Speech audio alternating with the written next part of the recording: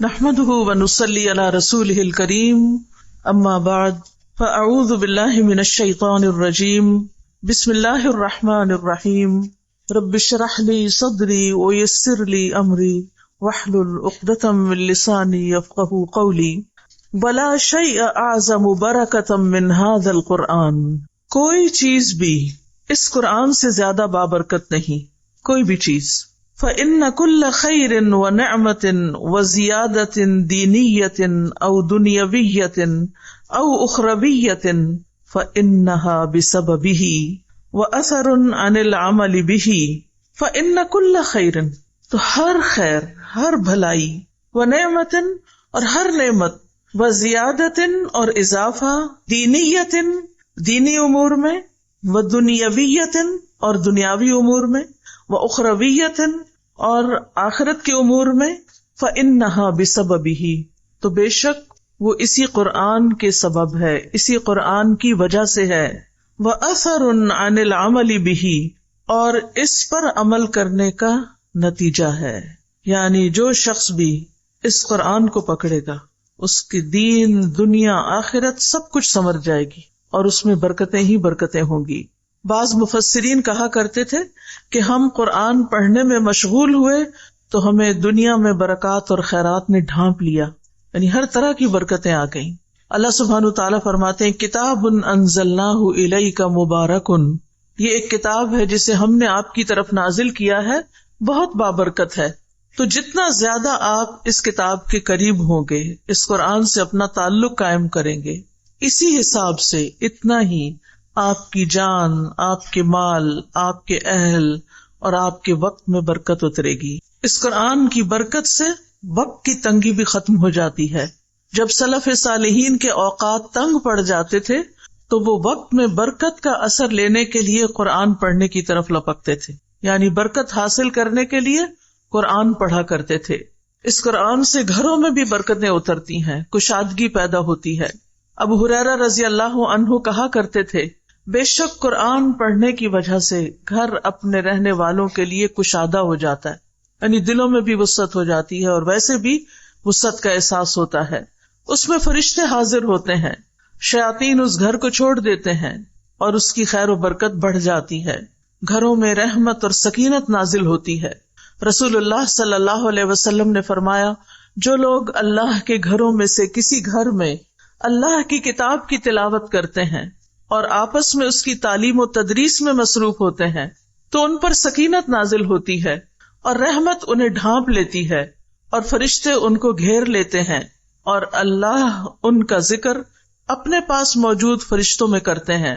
اس قرآن کی بدولت جسم اور روح کو شفا ملتی ہے. وَنُنَزِّلُ مِنَ الْقُرْآنِ مَا هُوَ شِفَاءٌ وَرَحْمَةٌ وَرَحْمَةٌ لِّلْمُؤْمِنِينَ وَلَا يَزِيدُ الظَّالِمِينَ إِلَّا خَسَارًا.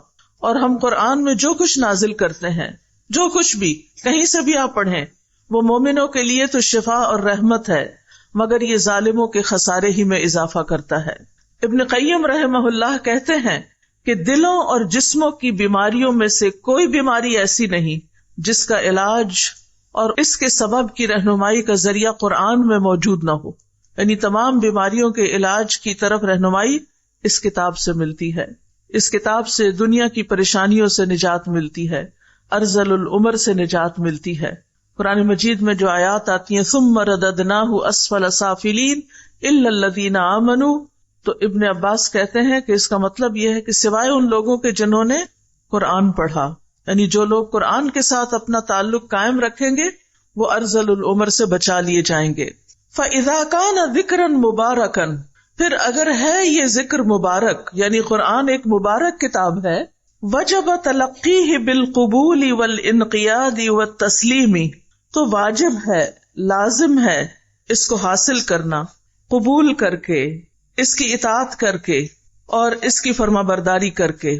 یعنی اگر ہم یہ سمجھتے ہیں، ہمارا یہ یقین ہے، ایمان ہے کہ یہ قرآن ایک بابرکت ذکر ہے، تو پھر اس کو قبول کر لینا چاہیے، اس کو حاصل کرنا چاہیے اور اس کے آگے سر جھکا دینا چاہیے. وشکر اللہ علی ہذہ المنحۃ الجلیلۃ، اور اللہ کا شکر ادا کرنا اس جلیل القدر عظیم عطیے پر. منحہ ہوتا ہے عطیہ.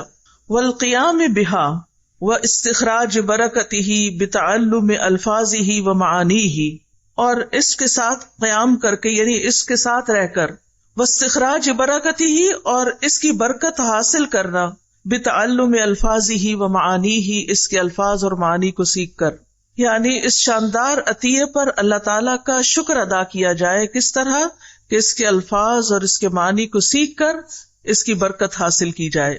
تو برکت کیسے حاصل ہوتی ہے؟ صرف لٹکانے سے یا صرف بینر لگانے سے، یا کس طرح حاصل ہوتی؟ بتعلم الفاظہ ومعانیہ اس کے الفاظ اور معنی کو اچھی طرح سیکھ کر. لذالک کان من الواجب اسی لیے یہ واجب ہے، لازم ہے، تعلم الالفاظ والمعانی سیکھنا الفاظ اور معنی کا، والحذر من الوسوسة فی حروفہ اور بچنا، محتاط رہنا کس سے؟ اس کے حروف میں وسوسے کا شکار ہونے سے کہ حروف کی ادائیگی صحیح ہوئی یا نہیں. والقول علی اللہ بلا علم فی معانیہ اور اس کے معنی میں اللہ سبحانہ وتعالی کی ذات سے متعلق بغیر علم کے کوئی بات کرنے سے بھی بچنا چاہیے. وفی شأن الوسوسة فی الحروف یقول ابن العربی المالکی حروف میں وسوسہ کے بارے میں ابن العربی المالکی کہتے ہیں، ان ابلیس حین لم یستطع ان یشغل الناس عن القرآن شغلہم بہ عنہ. ابلیس جب لوگوں کو قرآن میں مشغول ہونے سے نہ روک سکا تو اس نے کیا کیا؟ انہیں مشغول کر دیا اسی کے ساتھ اس سے، یعنی وہ قرآن میں بھی مشغول ہے لیکن پھر بھی قرآن سے دور ہیں. یہ ابلیس کا ایک پھیر ہے. یعنی جب اس نے دیکھا کہ لوگ قرآن سے محبت رکھتے ہیں اور مشغول رہتے ہیں اس میں، تو اس نے ایسا طریقہ نکالا کہ جس سے قرآن میں لوگ مشغول بھی رہیں لیکن پھر بھی اس سے ہٹے رہیں، دور رہیں. ای انہ جعلہم یشتغلون بشیء فیہ لا ینفعہم فی معادہم، یعنی اس نے ان کو اس چیز سے مشغول کر دیا کہ جو ان کی آخرت میں ان کو فائدہ نہیں دیتی.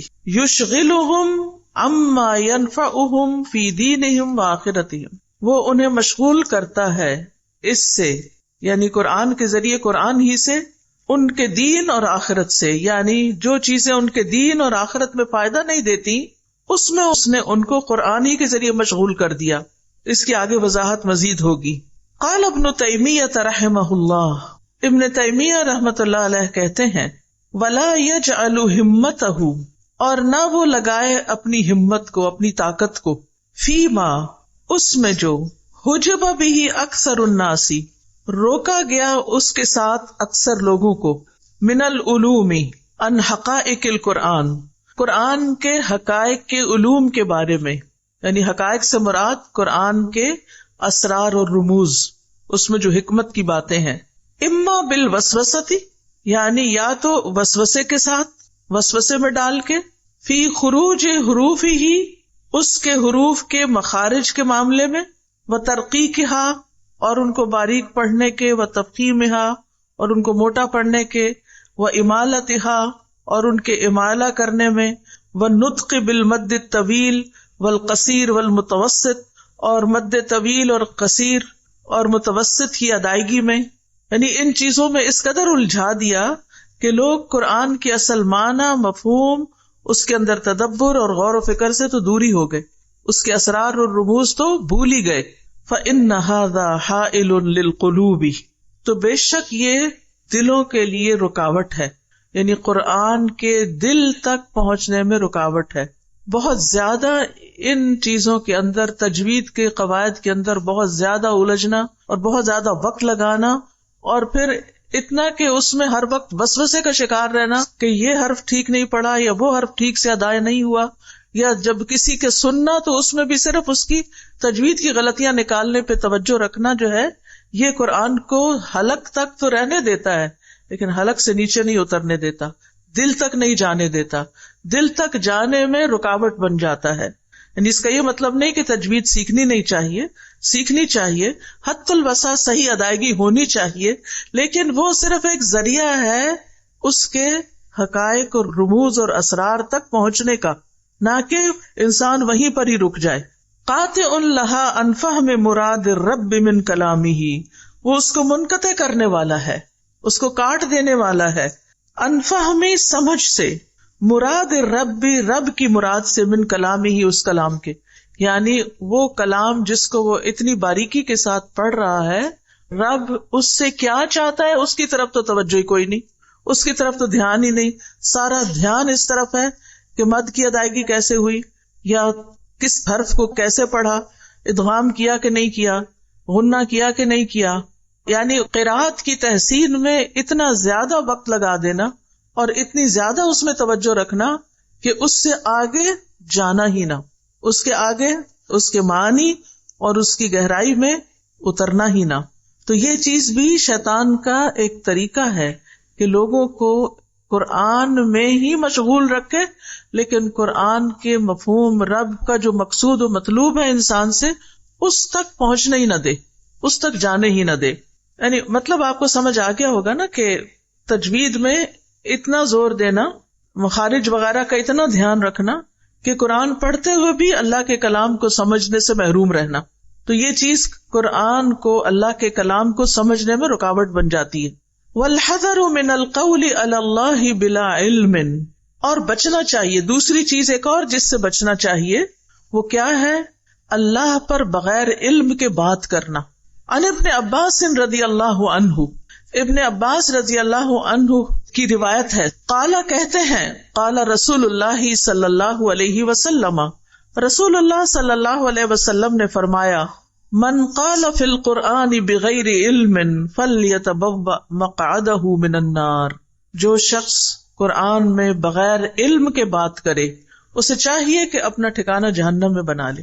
یعنی قرآن کو صحیح طور پر سمجھے بغیر صرف ظاہری الفاظ کا من مانا مفہوم نکالنا اور اللہ سبحانہ تعالیٰ سے وہ باتیں منسوب کر دینا جو اس نے فرمائی ہی نہیں، جو اس کا مطلب ہی نہیں، مقصد ہی نہیں، وہ باتیں اپنی طرف سے اپنی خواہشات کی بنا پر کہنا.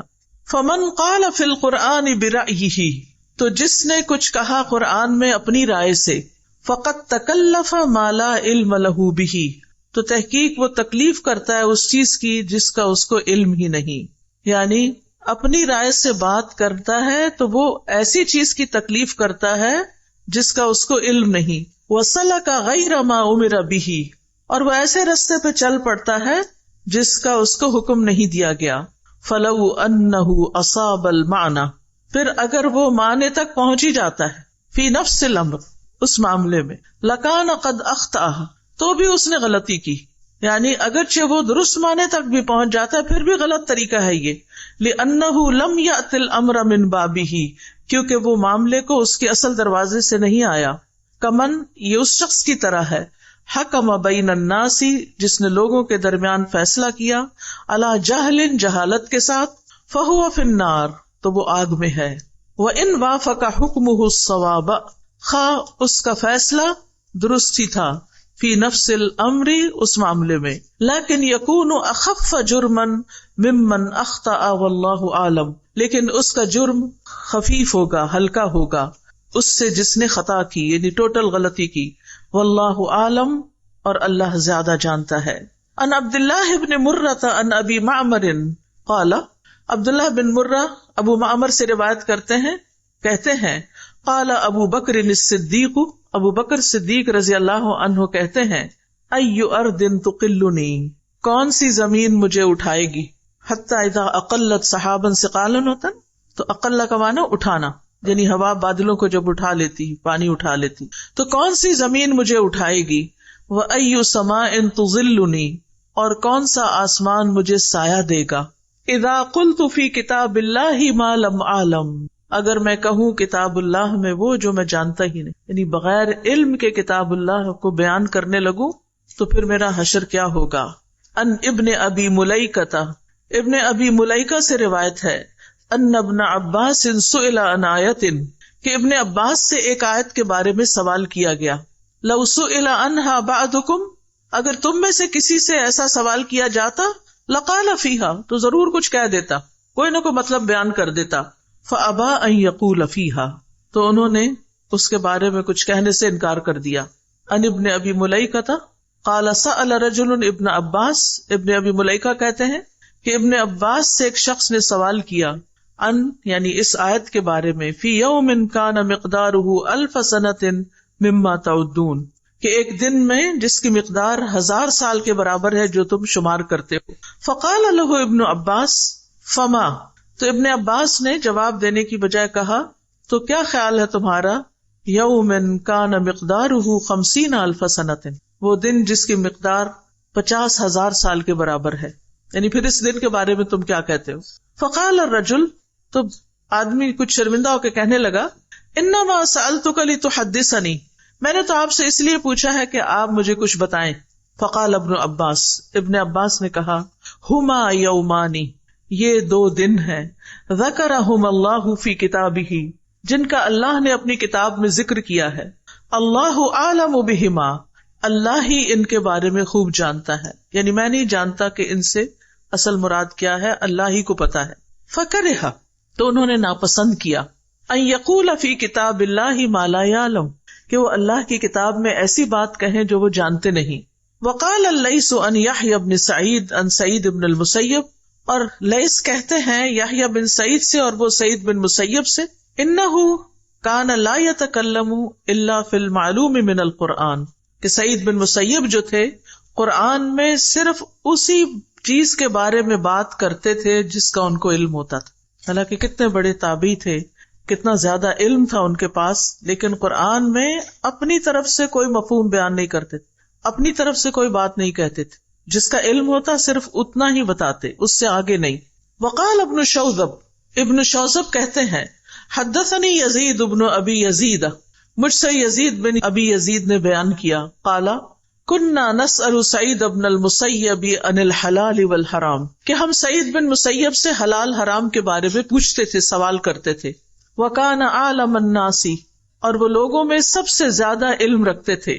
فاذا سألناه عن تفسیر آیت من القرآن، پھر جب ہم آپ سے قرآن کی کسی آیت کی تفسیر پوچھتے، سکت، چپ ہو جاتے، کأن لم یسمع، گویا کہ انہوں نے سنا ہی نہیں، یعنی اگر علم نہیں ہوتا تھا تو سنی انسنی کر دیتے تھے، جواب بھی نہیں دیتے تھے.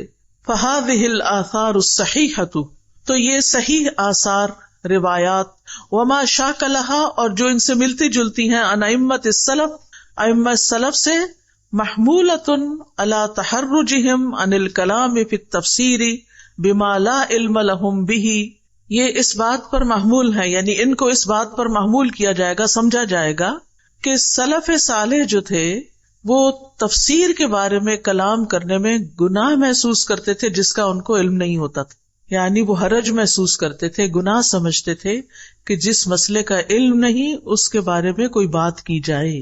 فَأَمَّا مَن تَكَلَّمَ بِمَا يَعْلَمُ مِن ذَلِكَ، تو جو بھی کلام کرتا اس چیز کے ساتھ جس کو وہ جانتا ہوتا تھا اس میں سے، لغتاً و شرعاً، لغت کے اعتبار سے اور شریعت کے اعتبار سے، فلا حرج علیہ، تو اس پر کوئی حرج نہ تھا، یعنی اس شخص پر کوئی الزام نہیں، کوئی حرج نہیں، کوئی گناہ نہیں.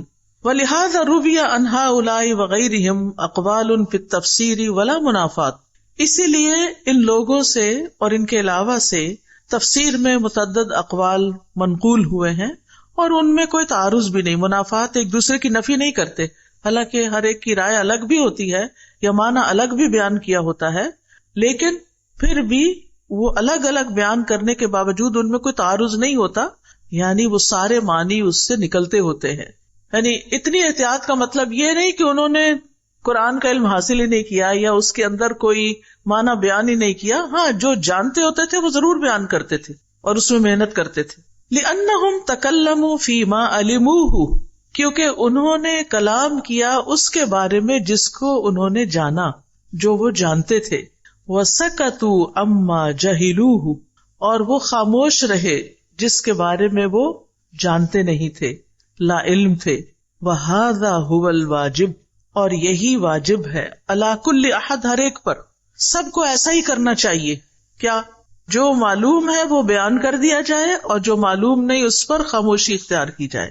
فَإِنَّهُ كَمَا يَجِبُ السُّكُوتُ عَمَّا لَا عِلْمَ لَهُ بِهِ فَكَذَلِكَ يَجِبُ الْقَوْلُ فِي مَا سُئِلَ عَنْهُ مِمَّا يَعْلَمُهُ. تو جس طرح واجب ہے سکوت اختیار کرنا، خاموشی اختیار کرنا اس چیز کے بارے میں جس کا انسان کو علم نہ ہو، اسی طرح فَكَذَلِكَ يَجِبُ اتنا ہی واجب ہے انسان پر القول بات کرنا فیما سئل عنہ جس کے بارے میں اس سے سوال کیا جائے، مما یعلمہ اس میں سے جس کو وہ جانتا ہے، یعنی جس کے پاس علم ہے اور وہ جانتا ہے، معنی جانتا ہے، مفہوم جانتا ہے، تو اس پر اتنا ہی ضروری ہے کہ پھر اس علم کو آگے بیان کر دے، علم کو چھپائے نہیں۔ لقولہ تعالی اللہ تعالیٰ کے اس فرمان کے مطابق لَتُبَيِّنُنَّهُ لِلنَّاسِ وَلَا تَكْتُمُونَهُ کہ تم اس کو ضرور لوگوں کے لیے بیان کرو گے اور اس کو چھپاؤ گے نہیں۔ وَلِمَا جَاءَ فِي الْحَدِيثِ الْمَرْوِيِّ مِن طُرُقٍ اور جیسا کہ ایک حدیث میں جو کئی طریقوں سے کئی سندوں کے ساتھ روایت ہوئی ہے اس میں بیان کیا گیا ہے، من سئل عن علم فکتمہ الجم یوم القیامت بلجام من نار جس سے کوئی سوال کیا گیا کسی علم کے بارے میں، یعنی جس کو وہ جانتا تھا، پھر اس نے اس کو چھپا دیا، بتایا نہیں، تو اسے قیامت کے دن آگ کی لگام ڈالی جائے گی۔ تو علم کو بیان کرنا بھی ضروری ہے، لیکن علم کو علم کے ساتھ، جہالت کے ساتھ نہیں، لا علمی کے ساتھ نہیں۔ تو کیا بات سمجھ میں آئی؟ 2-3 باتیں ہیں اہم۔ سب سے بڑی بات تو یہ کہ قرآن جیسی کوئی چیز نہیں جس میں برکت ہو یا جس سے برکت حاصل کی جائے، یعنی آپ اگر اپنی زندگی میں برکت چاہتے ہیں تو اس سے بڑا کوئی ذریعہ نہیں کہ آپ قرآن کے ساتھ جڑ جائیں، قرآن سے اپنا تعلق قائم رکھیں۔ زندگی میں، مال میں، جان میں، اولاد میں، صحت میں، کسی بھی چیز میں برکت چاہیے قرآن ہی سے حاصل کریں۔ وقت میں برکت حتیٰ کہ چاہیے تو قرآن کے ساتھ تعلق میں اضافہ کر لیں۔ بہت سے لوگ اس کے گواہ ہوں گے کہ کئی گھنٹے دن میں قرآن کا سبق لینے، یاد کرنے، سنانے، امتحان دینے کے باوجود گھروں کے سارے کام چلتے رہے، اور وہی ہم تھے کہ سارا دن بھی گھر میں لگا کے کام ختم نہیں ہوتا تھا۔ تو یہ کیا ہے؟ یہ برکت ہے۔ برکت کیسے حاصل کی جاتی ہے؟ صرف گھر میں قرآن کا نسخہ رکھ کے نہیں، صرف گلے میں لٹکا کے نہیں، صرف دیوار پہ لٹکا کے نہیں۔ قرآن سے برکت حاصل کی جاتی ہے کس سے؟ بتعلم الفاظہ و معانیہ، اس کو صحیح پڑھ کے اور اس کے معنی جان کے، یعنی اس کی تلاوت سے اور اس کے فہم سے، ٹھیک ہے؟ لیکن تلاوت اور فہم میں 2 چیزوں سے محتاط رہنا چاہیے۔ نمبر 1، تلاوت کرتے ہوئے حروف کی ادائیگی میں اتنا نہ کھو جائیں کہ فہم بالکل محو ہو جائے، صرف الفاظ پڑھنے پر ہی سارا زور ہو۔ اور معنی کے متعلق کس چیز سے بچنا ضروری ہے؟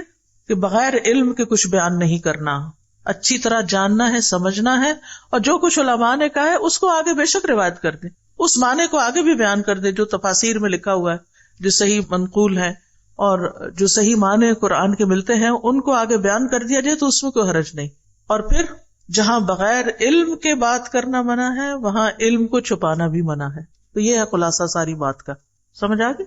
ایک اور چیز جس سے بچنا ضروری ہے، وَمِمَّا يَحْذَرُ أَيْضًا، اور جس چیز سے بچنا ضروری ہے وہ ہے العجلۃ، جلد بازی، جلدی کرنا۔ اور مزید جس چیز سے بچنا چاہیے وہ جلد بازی کرنا ہے۔ اذا وفق المؤمن، جب توفیق دے دی جائے مومن کو، للاجتہاد، کوشش کرنے کی، فی تدبر القرآن، قرآن کے تدبر میں، یعنی قرآن کے تدبر میں محنت کی، کوشش کی، اگر اسے توفیق مل گئی تو پھر جلدی نہ مچائے کہ جلدی سب کچھ حاصل ہو جائے۔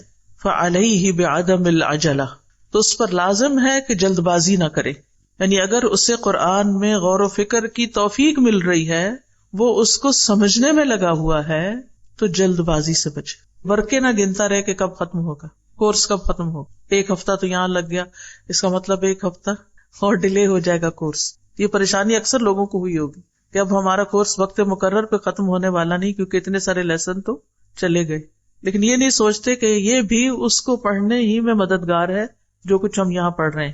فعلیہ بعدم العجلہ، تو قرآن پڑھنے میں جلد بازی سے بچنا چاہیے۔ عامر بن شرحبیل شعبی سے روایت کرتے ہیں، وہ کہتے ہیں کہ عبداللہ بن مسعود نے کہا، قرآن کو ایسے تیز تیز نہ پڑھو جیسے اشعار پڑھے جاتے ہیں، اور اسے ایسے نہ بکھیرو جیسے کہ گھٹیا کھجوریں بکھیری جاتی ہیں، بلکہ اس کے عجائبات کے پاس رک جاؤ اور اس کے ساتھ دلوں کو تحریک دو، یعنی جوش دلاؤ، جذبہ پیدا کرو۔ ابن مسعود کہتے ہیں کہ ہم میں سے جب کوئی آدمی 10 آیات سیکھ لیتا تو اس سے آگے نہ بڑھتا یہاں تک کہ ان کے معنی کو معلوم کر لیتا اور اس پر عمل کرنا بھی سیکھ لیتا. ابن عمر کہتے ہیں کہ اس امت کے شروع میں نبی صلی اللہ علیہ وسلم کے اصحاب میں سے جو اہل علم و فضل تھے وہ قرآن میں سے ایک سورت یا اس طرح کی کوئی مقدار حفظ کرتے تھے. ان کو قرآن پر عمل کرنا عطا کیا گیا تھا، یعنی بہت زیادہ نہیں پڑھتے تھے، جو پڑھتے تھے اس پر عمل بھی کرتے تھے. جو اس امت کے آخر میں لوگ ہوں گے انہیں قرآن دیا جائے گا یہاں تک کہ بچوں اور نابیناؤں کو بھی حفظ ہوگا، لیکن ان کو اس پر عمل کرنے کی توفیق نہ دی جائے گی. اس سے ڈرنے کی ضرورت ہے کہ ایسا نہ ہو کہ ہم حفظ بھی کر لیں اور ہم سمجھ بھی جائیں لیکن عمل سے پھر ویسے کورے کے کورے سب کچھ پڑھ کے وہیں کھڑے جہاں سے شروع ہوئے تھے. صحابہ کرام جو تھے علم اور عمل بیک وقت سیکھتے تھے. جب وہ 10 آیات سیکھ لیتے تو اگلی 10 آیات سیکھنے کے لیے آگے نہ بڑھتے یہاں تک کہ ان آیات میں جو عمل ہوتا وہ بھی سیکھ لیتے. انہوں نے کہا کہ ہم نے علم اور عمل دونوں کو بیک وقت سیکھا ہے، ساتھ ساتھ سیکھا ہے. حسن بصری کہتے ہیں اللہ کی قسم تدبر یہ نہیں کہ اس کے حروف کی حفاظت تو کی جائے اور اس کی حدود یعنی معنی کو ضائع کر دیا جائے، یعنی پڑھتے ہوئے معنی کا لحاظ ہی نہ رکھا جائے یا پڑھ کے پھر اس پر عمل ہی نہ کیا جائے. یہاں تک کہ ان میں سے ایک کہتا ہے میں نے سارا قرآن پڑھ لیا، حالانکہ قرآن کا کوئی اثر نہ اس کے اخلاق میں دکھائی دیتا ہے نہ عمل میں دکھائی دیتا ہے. لگتا ہی نہیں کہ اس کے پاس سے بھی قرآن گزرا، کچھ بھی تبدیلی نہ آئی. یحییٰ بن سعید کہتے ہیں کہ عبداللہ بن مسعود نے ایک انسان سے کہا تم یقیناً ایسے زمانے میں ہو کہ اس میں علماء زیادہ اور قاری کم ہے. اس زمانے میں قرآن کی حدود کی حفاظت کی جاتی ہے اور اس کے حروف کو ضائع کر دیا جاتا ہے، یعنی حروف کو زیادہ تکلف سے ادا نہیں کیا جاتا بلکہ تدبر پہ زیادہ زور دیا جاتا ہے. مانگنے والے کم ہیں، دینے والے زیادہ ہیں. اس زمانے کے لوگ نماز لمبی کرتے ہیں، خطبہ چھوٹا کرتے ہیں. وہ اپنی خواہشات سے پہلے عمل کو ظاہر کرتے ہیں. اور عنقریب لوگوں پر ایک ایسا زمانہ آئے گا اس میں علماء کم اور قاری حضرات زیادہ ہوں گے. اس زمانے میں قرآن کے حروف کی حفاظت کی جائے گی لیکن اس کی حدود کو ضائع کر دیا جائے گا. مانگنے والے زیادہ ہوں گے، دینے والے کم ہوں گے.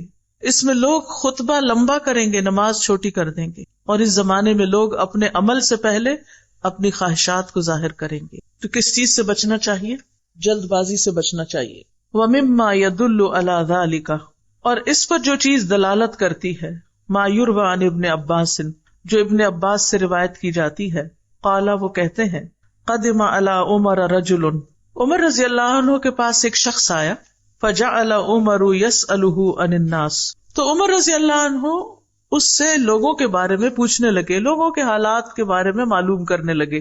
فقال یا امیر المؤمنین، وہ شخص کہنے لگا اے امیر المؤمنین، قد قرأ القرآن منہم کذا و کذا، کہ ان میں سے ایسے اور ایسے نے قرآن پڑھ لیا ہے، یعنی بہت لوگوں نے قرآن پڑھ لیا ہے، اتنے لوگ قرآن پڑھ چکے ہیں. فقلت واللہ ما احب ان یسارعوا یومہم ھذا فی القرآن ھذہ المسارعہ. فقلت، تو میں نے کہا، کس نے کہا؟ ابن عباس کہتے ہیں میں نے کہا واللہ، اللہ کی قسم، ما احب، میں پسند نہیں کرتا، یومہم ھذا، ان کے اس دن میں، فی القرآن، قرآن کے بارے میں، ھذہ المسارعہ، یہ جلدی، یعنی میں نہیں پسند کرتا کہ لوگ اس زمانے میں قرآن کو اتنا جلدی پڑھیں. قال، وہ کہتے ہیں فزبرنی عمر، تو عمر رضی اللہ عنہ نے مجھے ڈانٹا کہ تم کیوں بیچ میں کمنٹ کر رہے ہو. ثم قال مہ، پھر کہا رکو، ٹھہرو. تو ابن عباس کو یہ بات اچھی نہ لگی، ایک طرح سے ڈانٹ پڑی. فانطلقت الی منزلی، تو وہ کہتے ہیں میں اپنے گھر چلا گیا. مکتئبا حزینا، ڈپریسڈ، غمگین. مکتئب ہوتا ہے ڈیجیکٹڈ، ڈپریسڈ. فقلت، تو میں نے کہا قد کنت نزلت من ھذا بمنزلۃ، کہ میں نے ان کے ہاں ایک مقام حاصل کیا تھا، یعنی میں عمر رضی اللہ عنہ کی نگاہ میں ایک مقام رکھتا تھا. ولا ارانی الا قد سقطت من نفسی، اور مجھے لگتا ہے کہ میں ان کی نگاہوں میں گر گیا ہوں، یعنی انہوں نے جو مجھے ڈانٹا اس کا مطلب یہ ہے کہ اب میرا ان کے سامنے کوئی مقام نہیں رہا. فاستجعت علی فراشی، تو میں آ کے بستر سے لگ گیا، آ کے لیٹ گیا. حتی عادنی نسوۃ اہلی، یہاں تک کہ میرے گھر کی خواتین نے میری عیادت کی، یعنی حال چال پوچھا کہ خیریت تو ہے. وما بھی وجعن، اور مجھے کوئی تکلیف بھی نہیں تھی، یعنی کوئی جسمانی تکلیف نہیں تھی، درد نہیں تھا. فبینا انا علی ذلک، تو اسی دوران، اسی حال میں پڑا ہوا تھا. قیل لی اجب امیر المومنین، مجھے کہا گیا امیر المومنین کی بات سنو، حضرت عمر کی بات سنو. فخرجت، تو میں نکلا. اب یہاں پر آپ دیکھیے انہوں نے یہ نہیں کہا کہ میں نہیں سنتا، بہت ہوگی میرے ساتھ، نہیں، امیر کی اطاعت لازم ہے. فاذا هو قائم علی الباب ينتظرنی، تو وہ دروازے پہ کھڑے میرا انتظار کر رہے تھے. فاخذ بیدی، تو انہوں نے میرا ہاتھ پکڑ لیا. ثم خلا بی، پھر مجھے ایک طرف لے گئے، یعنی خالی کیا، یعنی گھر والوں سے الگ کر کے بات کی. فقال، کہنے لگے، ما الذی کرہتا، تمہیں کیا چیز ناپسند آئی تھی؟ مما قال الرجل آنفا، یہ شخص نے جو بات کی تھی اس میں ایسی کون سی ناپسندیدگی کی بات تھی؟ قلت یا امیر المومنین، میں نے کہا اے امیر المومنین، ان کنت اسات، اگر تو میں نے برا کیا ہے، فانی استغفر اللہ، تو میں اللہ سے بخشش مانگتا ہوں، واتوب الیہ، اور اس کی طرف توبہ کرتا ہوں، رجوع کرتا ہوں، پلٹتا ہوں، وانزل حیث احببت، اور میں وہی کروں گا جو آپ کو پسند ہے. قال لتخبرنی، یعنی کہ تمہیں ضرور مجھے بتانا ہوگا جو تم سوچ رہے ہو. یعنی ادب دیکھیے، اخلاق دیکھیے، باہمی معاملات دیکھیے، ڈانٹ کے باوجود، اختلاف کے باوجود کیسا اخلاق ہے، کس طرح بات کر رہے ہیں. ہمارے ہاں تو کمیونیکیشن ہی چھوڑ دی جاتی، تو میں تو آج کے بعد اس کی شکل نہیں دیکھوں گا، میں تو اس کی مجلس میں نہیں جاؤں گا. چھوٹی چھوٹی باتوں پہ ہم ناراض ہو کے بیٹھ جاتے ہیں. اور یہاں پر آپ دیکھیے اس شخص کے سامنے ان کو ڈانٹ پڑی تھی اور وہ گھر بھی آ گئے اور وہ بہت رنجیدہ بھی تھے، لیکن جو ہی حضرت عمر آئے فوراً اٹھے، بات کی، اور بات شروع کرنے سے پہلے کہا کہ اگر میری غلطی تھی تو میں توبہ کرتا ہوں، اللہ سے معافی مانگتا ہوں. قلت، پھر بتاتے ہیں کہ میں کیا سمجھتا ہوں. متی ما یسارع هذه المسارعۃ یحتق، جب وہ جلدی کریں گے، ایسی جلدی تو وہ حق پر ہونے کا دعویٰ کریں گے، یعنی کہ میں نے زیادہ قرآن پڑھ لیا ہے، میں زیادہ جانتا ہوں، میرا نقطہ نظر زیادہ صحیح ہے. ومتی ما یحتق یختصم، اور جب وہ حق پہ ہونے کا دعویٰ کریں گے تو جھگڑا کریں گے، پھر ایک دوسرے سے بحث مباحثہ کریں گے. ومتی ما اختصموا یختلفوا، اور جب وہ جھگڑیں گے تو پھر اختلاف کریں گے. ومتی ما یختلفوا یقتتلوا، اور جب وہ اختلاف کریں گے تو باہم قتل و غارت شروع کر دیں گے. قال للہ ابوک، تو یہ ایک محاورہ ہے. عمر رضی اللہ عنہ کہنے لگے اللہ تمہارے والد کا بھلا کرے. لقد كنت اکتمها الناس حتى جئت بها، کہ یہ بات تو میں لوگوں سے چھپا رہا تھا یہاں تک کہ تم اسے لے آئے.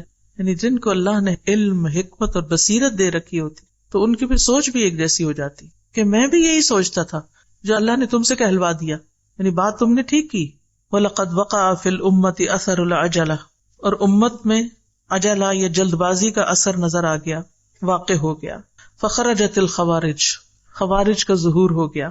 الذین یقرؤون القرآن، جو قرآن پڑھتے ہیں، ولکنہ لا یجاوز تراقیہم، لیکن قرآن ان کی ہنسلی کی ہڈی سے نیچے نہیں اترتا، حلق سے نیچے نہیں اترتا، بس صرف پڑھے چلے جاتے ہیں.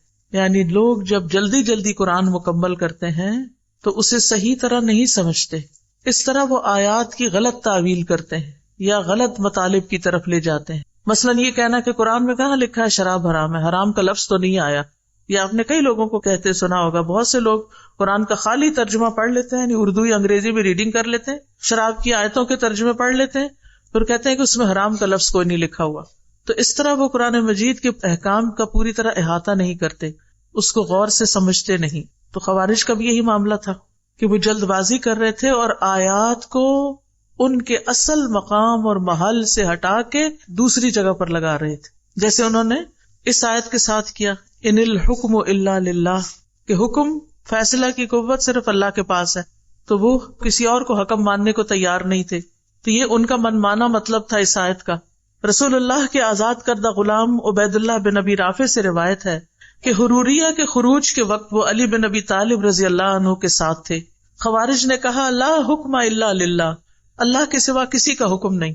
علی رضی اللہ عنہ نے فرمایا کلمۃ حق ارید بہا باطل، یہ ایک حق کلمہ ہے، صحیح بات ہے کہ اصل فیصلے کا اختیار اللہ ہی کے پاس ہے، لیکن اس سے جو مطلب نکالا گیا وہ باطل ہے، وہ غلط ہے، اس سے باطل کا ارادہ کیا گیا ہے. بے شک رسول اللہ صلی اللہ علیہ وسلم نے کچھ لوگوں کی صفت بیان کی تھی، میں ان لوگوں کی نشانیاں پہچان رہا ہوں.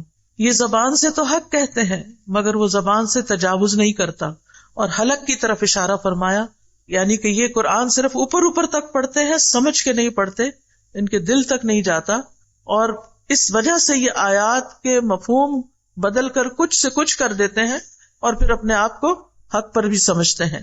اللہ کی مخلوق میں سب سے زیادہ مبغوض اللہ کے ہاں یہی ہے.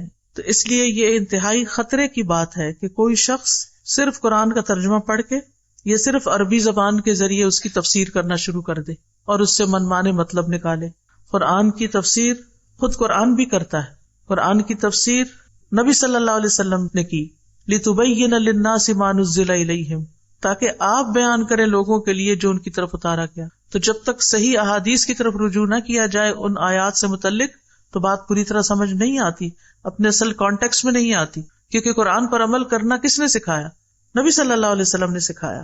اور پھر اس کے بعد یہ ہے کہ صحابہ نے اس پر عمل کیا تو اقوال صحابہ اور پھر تابعین اور تبع تابعین جو امت کے علماء ہیں انہوں نے کس طرح ان آیات کو سمجھا.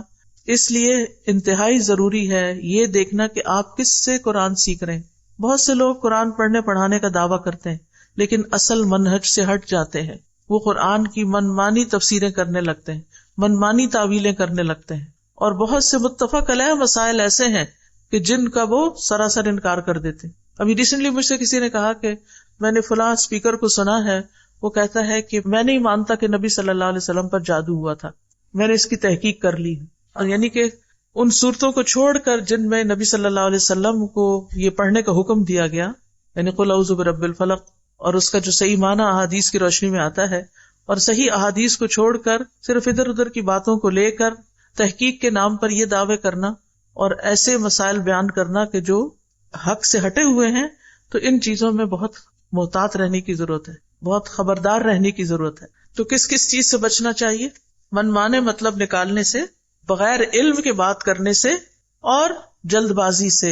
مجھے نا استاذہ یہ سب پڑھ کے اس طرح لگ رہا تھا کہ ہم لوگوں نے نا قرآن کو سپلٹ کر گروپس بن گئے ہیں. کچھ جو حفظ کر رہے ہیں وہ اسی میں اپنی ایکسپرٹیز آگے لے کے جا رہے ہیں، جو الفاظ اور معنی کو دیکھ رہے ہیں وہ انہی کے اندر ایفرٹ، اور وہ جو ہم نے کل ایک میوچل چیز کہ حفظ بھی ہو، معنی بھی ہو، تفسیر بھی ہو، وہ سب چیزیں نہیں. اس وجہ سے ہم لیک کر رہے ہیں کہ جو حافظ ہیں ان کو مطلب نہیں پتا وہ کیا پڑھ رہے، اور جو مطلب جانتے ہیں ان کو حفظ نہیں، ان کو حروف کی ادائیگی بھی آتی ہو. امام ابن تیمیہ رحمہ اللہ کا ہم نے قول دیکھا ہے کہ جن علوم کو سیکھنے سے لوگوں کو روکا گیا ہے، اور آگے پھر علم تجوید کی بات ہوئی، اس کو تھوڑا سا ایکسپلین کر دیں کہ علوم سے روکا گیا، سے کون سے رہا؟ علوم کون سے روکے گئے ہیں؟ علوم سے تو نہیں روکا گیا، کہیں کہا گیا. یہاں پہ لکھا ہے وہ اپنے عزم اور ہمت کو قرآن کے حقائق سے متعلق ان علوم میں نہ لگائے جن سے اکثر لوگوں کو روکا گیا. نہیں، من العلوم ان حقائق القرآن، ٹھیک ہے، یہ پیج 34 پر.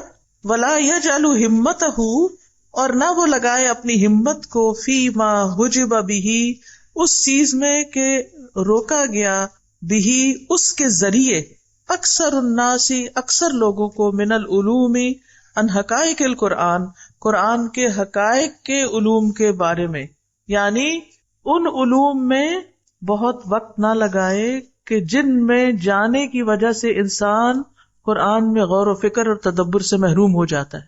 یہ مطلب ہے. اب دیکھیے بعض مدارس کا حال یہ ہے کہ اس میں فقہ، اصول الفقہ، تجوید، حفظ، گرامر، نحو، صرف، بے شمار علوم سال ہا سال پڑھائے جاتے ہیں، لیکن جب قرآن پڑھنے کی باری آتی ہے تو چند صورتیں، بعض اوقات ایک سال کے اندر چند صورتیں بس پڑھا دی جاتی. اور یہ حقیقت میں ہو رہا ہے، یعنی میں کوئی خیالی بات نہیں کر رہی.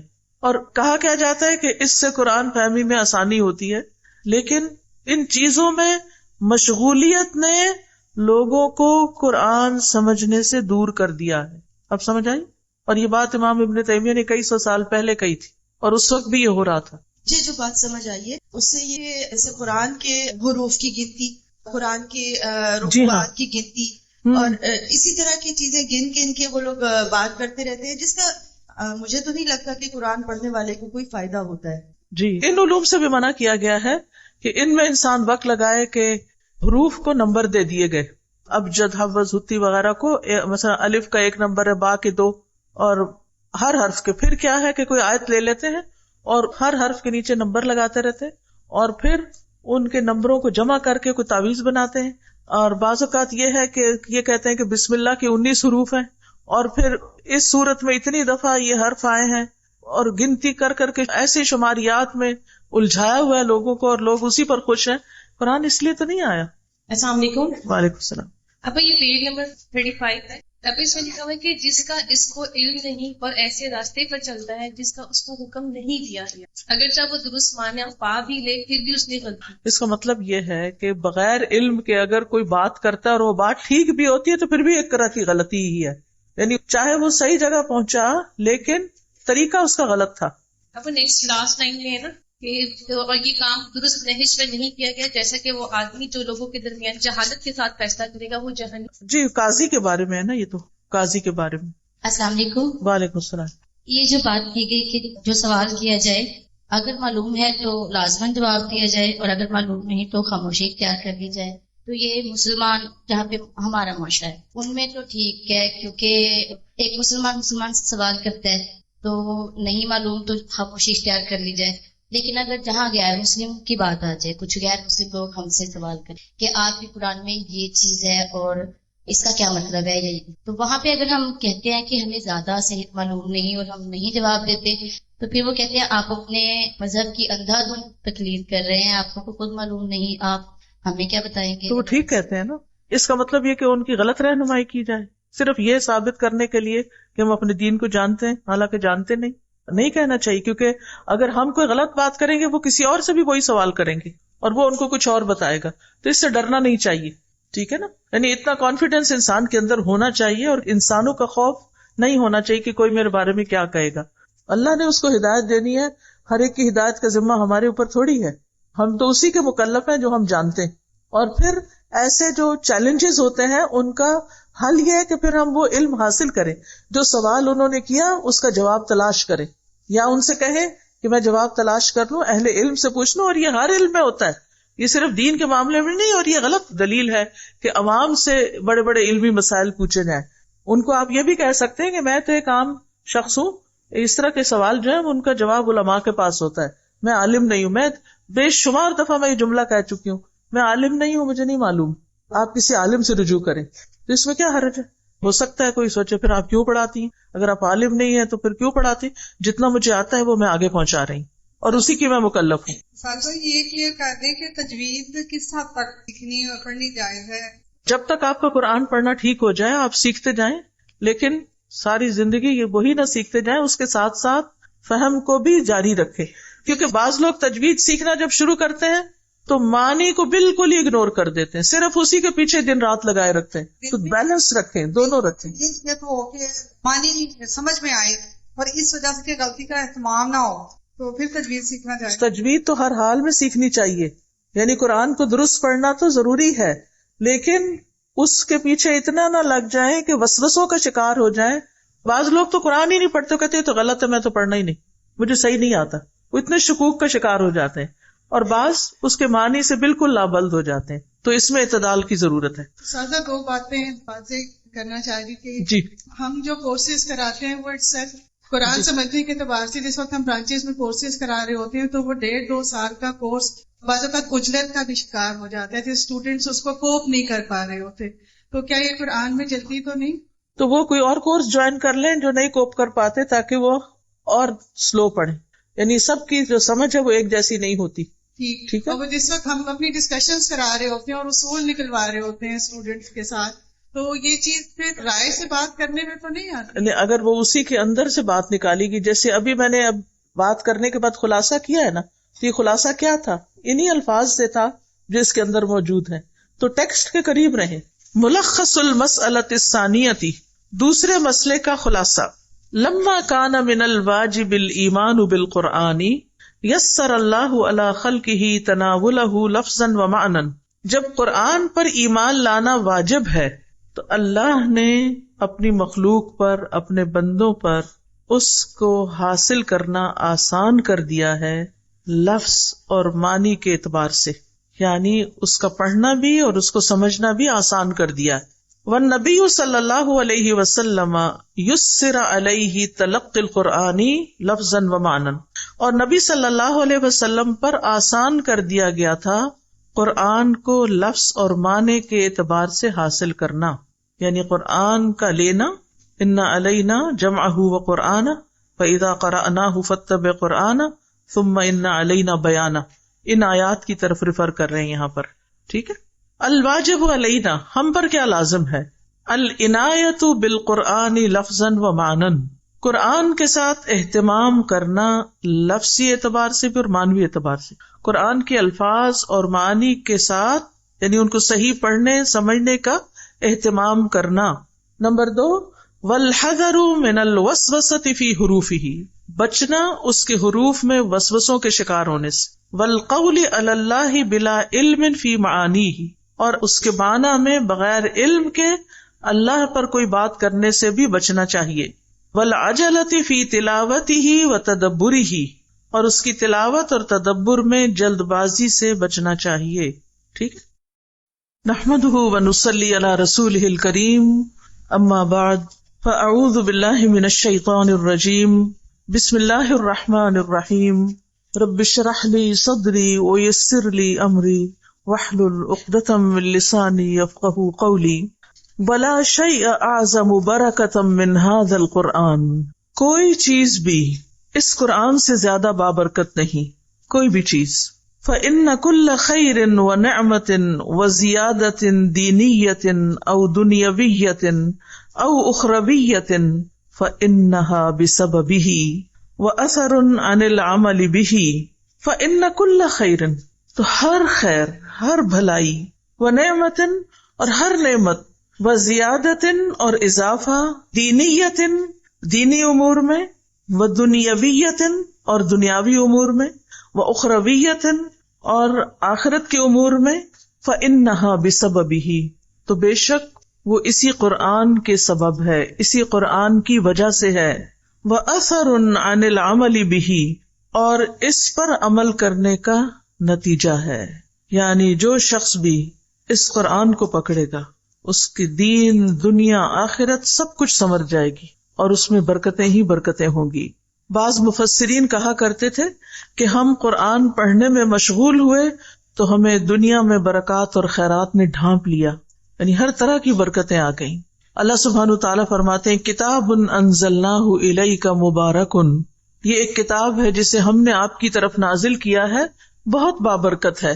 تو جتنا زیادہ آپ اس کتاب کے قریب ہوں گے، اس قرآن سے اپنا تعلق قائم کریں گے، اسی حساب سے اتنا ہی آپ کی جان، آپ کے مال، آپ کے اہل اور آپ کے وقت میں برکت اترے گی۔ اس قرآن کی برکت سے وقت کی تنگی بھی ختم ہو جاتی ہے۔ جب سلف صالحین کے اوقات تنگ پڑ جاتے تھے تو وہ وقت میں برکت کا اثر لینے کے لیے قرآن پڑھنے کی طرف لپکتے تھے، یعنی برکت حاصل کرنے کے لیے قرآن پڑھا کرتے تھے۔ اس قرآن سے گھروں میں بھی برکتیں اترتی ہیں، کشادگی پیدا ہوتی ہے۔ ابو ہریرہ رضی اللہ عنہ کہا کرتے تھے بے شک قرآن پڑھنے کی وجہ سے گھر اپنے رہنے والوں کے لیے کشادہ ہو جاتا ہے، یعنی دلوں میں بھی وسعت ہو جاتی ہے اور ویسے بھی وسعت کا احساس ہوتا ہے۔ اس میں فرشتے حاضر ہوتے ہیں، شیاطین اس گھر کو چھوڑ دیتے ہیں اور اس کی خیر و برکت بڑھ جاتی ہے، گھروں میں رحمت اور سکینت نازل ہوتی ہے۔ رسول اللہ صلی اللہ علیہ وسلم نے فرمایا جو لوگ اللہ کے گھروں میں سے کسی گھر میں اللہ کی کتاب کی تلاوت کرتے ہیں اور آپس میں اس کی تعلیم و تدریس میں مصروف ہوتے ہیں تو ان پر سکینت نازل ہوتی ہے اور رحمت انہیں ڈھانپ لیتی ہے اور فرشتے ان کو گھیر لیتے ہیں اور اللہ ان کا ذکر اپنے پاس موجود فرشتوں میں کرتے ہیں۔ اس قرآن کی بدولت جسم اور روح کو شفا ملتی ہے۔ وَنُنَزِّلُ مِنَ الْقُرْآنِ مَا هُوَ شِفَاءٌ وَرَحْمَةٌ وَرَحْمَةٌ لِّلْمُؤْمِنِينَ وَلَا يَزِيدُ الظَّالِمِينَ إِلَّا خَسَارًا، اور ہم قرآن میں جو کچھ نازل کرتے ہیں، جو کچھ بھی کہیں سے بھی آپ پڑھیں، وہ مومنوں کے لیے تو شفا اور رحمت ہے، مگر یہ ظالموں کے خسارے ہی میں اضافہ کرتا ہے۔ ابن قیم رحمہ اللہ کہتے ہیں کہ دلوں اور جسموں کی بیماریوں میں سے کوئی بیماری ایسی نہیں جس کا علاج اور اس کے سبب کی رہنمائی کا ذریعہ قرآن میں موجود نہ ہو، یعنی تمام بیماریوں کے علاج کی طرف رہنمائی اس کتاب سے ملتی ہے۔ اس کتاب سے دنیا کی پریشانیوں سے نجات ملتی ہے، ارذل العمر سے نجات ملتی ہے۔ قرآن مجید میں جو آیات آتی ہیں ثم رددناہ اسفل سافلین الا الذین آمنوا، تو ابن عباس کہتے ہیں کہ اس کا مطلب یہ ہے کہ سوائے ان لوگوں کے جنہوں نے قرآن پڑھا، یعنی جو لوگ قرآن کے ساتھ اپنا تعلق قائم رکھیں گے وہ ارذل العمر سے بچا لیے جائیں گے۔ فَإِذَا كَانَ ذِكْرًا مُبَارَكًا، پھر اگر ہے یہ ذکر مبارک، یعنی قرآن ایک مبارک کتاب ہے، وجب تلقیہ بالقبول والانقیاد والتسلیم، تو واجب ہے، لازم ہے اس کو حاصل کرنا، قبول کر کے، اس کی اطاعت کر کے اور اس کی فرما برداری کر کے. یعنی اگر ہم یہ سمجھتے ہیں، ہمارا یہ یقین ہے، ایمان ہے کہ یہ قرآن ایک بابرکت ذکر ہے، تو پھر اس کو قبول کر لینا چاہیے، اس کو حاصل کرنا چاہیے اور اس کے آگے سر جھکا دینا چاہیے. وشکر اللہ علی ہذہ المنحۃ الجلیلۃ، اور اللہ کا شکر ادا کرنا اس جلیل القدر عظیم عطیے پر. منحہ ہوتا ہے عطیہ. والقیام بہا واستخراج برکتہ بتعلم الفاظہ ومعانیہ، اور اس کے ساتھ قیام کر کے، یعنی اس کے ساتھ رہ کر، واستخراج برکتہ، اور اس کی برکت حاصل کرنا، بتعلم الفاظہ ومعانیہ،